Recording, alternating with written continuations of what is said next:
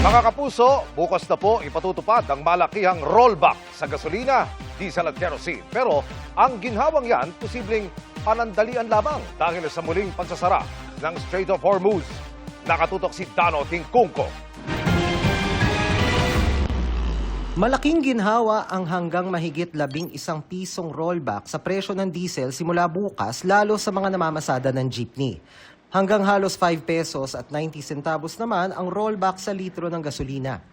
Bunsod ito ng pagbaba ng presyo ng krudo sa world market dahil sa paghupa ng tensyon sa Middle East noong nakaraang linggo nang inanunsyo ang pagbubukas ng Strait of Hormuz sa gitna ng nilagdaang kasunduan ng Iran at Amerika na wakasan ang giyera. Pero sabi ng Department of Energy o DOE, posibleng hindi magtagal ang ginhawa.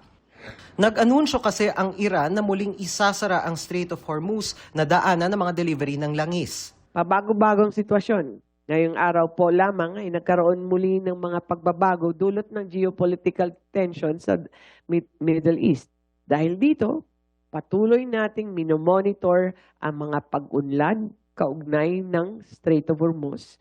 Posibleng sa mga susunod na linggo pa maramdaman ang epekto ng pagsasara muli ng Hormuz. Kung may mangyari man today o bukas, hindi po dapat umiiba ang presyo. Tuesday tomorrow up to Monday next week. Pag may nakita po kayong nagpapalit at sasabihin dahil po sa report na mukhang magsasara na naman, hindi po tama yan.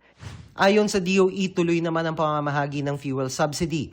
Panghigit 41 araw naman ang inventaryo ng diesel at gasolina sa bansa. Panghalos 130 days naman sa kerosene. Samantala, kaugnay naman sa lindol sa Jensan at Sarangani, inanunsyo ng DOE na naibalik na ang supply ng kuryente sa 98.91% ng mga kabahayan o mahigit 1 milyong household. Naibalik na rin ang kuryente sa lahat din ng mga ospital. Patuloy naman daw ang pagbabalik ng supply ng kuryente sa nalalabing bahagi ng Barangay E. Alegado sa Glan, Sarangani. Dano Tingkungko, Nakatutok, 24 Oras.